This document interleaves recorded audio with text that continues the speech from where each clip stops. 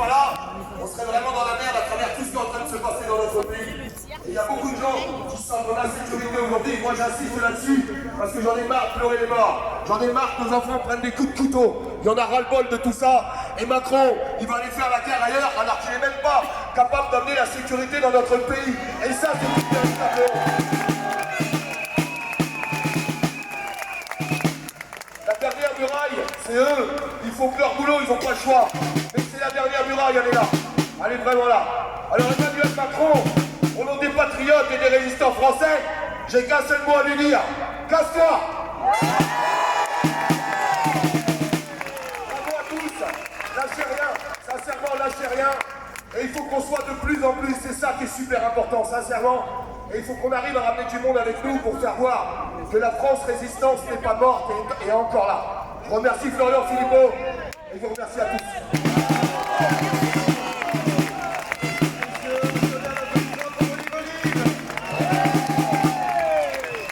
La paix, mais qui pourrait être contre la paix?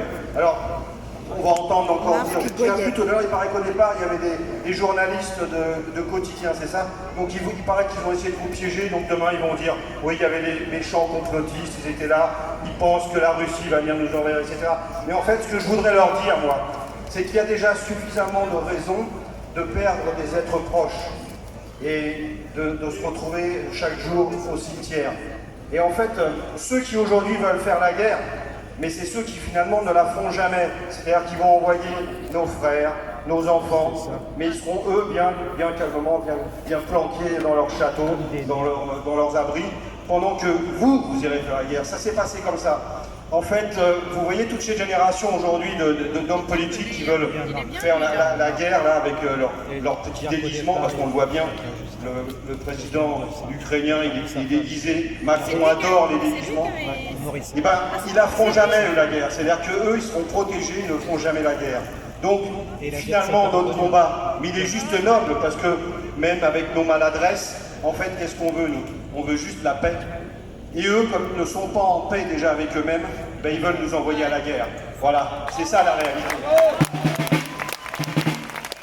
Parce qu'on a affaire, et je le dis aussi aujourd'hui, je m'adresse aux policiers qui sont là, parce que vous aussi, vous vous envoyez en première ligne.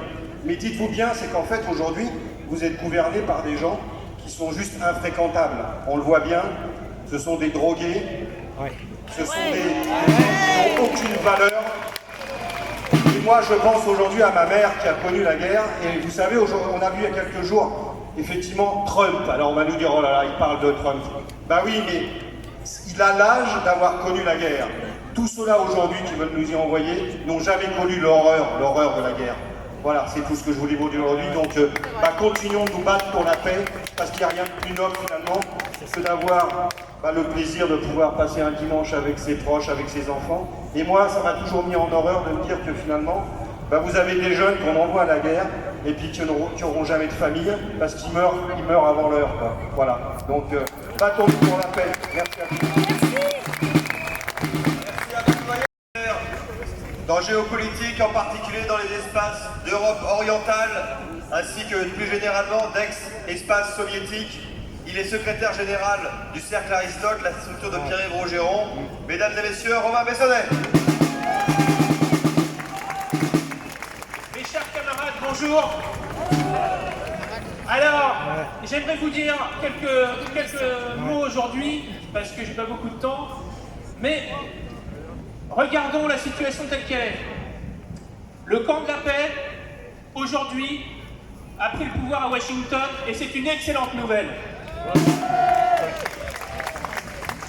Et le camp de la guerre, aujourd'hui, il est à quelques dizaines de mètres d'ici, à l'Élysée, avec celui qui nous dirige ou qui prétend nous diriger, Emmanuel Macron.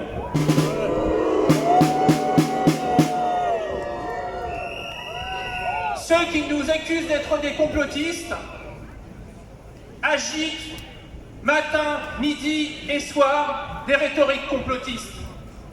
Ils nous disent qu'il y a un plan secret de la Russie pour envahir l'Europe. Ils nous disent qu'il y a un plan secret de la Russie, de la Chine et de la Corée du Nord pour envahir l'Europe de l'Est.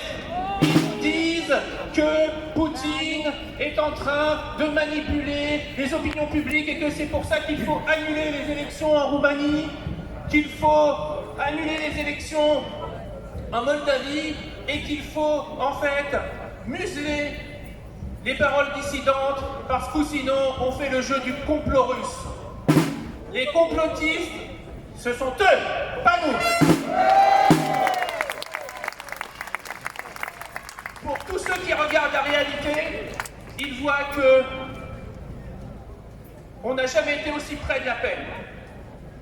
Et que effectivement, des fois, comme disait, je me rappelle cette fois Bernard Shaw qui disait que un patriote doit savoir défendre les intérêts de son pays, juste et y compris contre son gouvernement. Et c'est ce que nous faisons, mes chers camarades.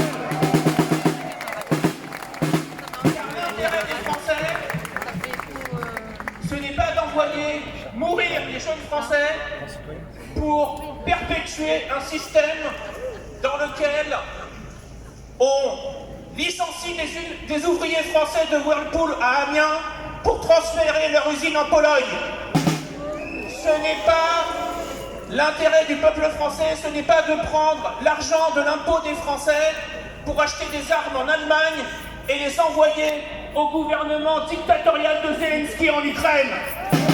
L'intérêt des Français, ce n'est pas de prendre nos soldats, quel que soit leur nom, pour les envoyer faire joujou en Europe de l'Est, dans les Pays-Bas, en Roumanie ou en Pologne, mais c'est de les envoyer protéger nos frontières qui sont menacées à Mayotte et en Nouvelle-Calédonie. Alors mes chers camarades, j'aimerais que cette manifestation soit une étape supplémentaire dans l'expression du refus du peuple français d'envoyer des hommes mourir en Ukraine et d'alimenter la logique de guerre en Ukraine. Donc, vive la paix, non à la guerre et vive la France!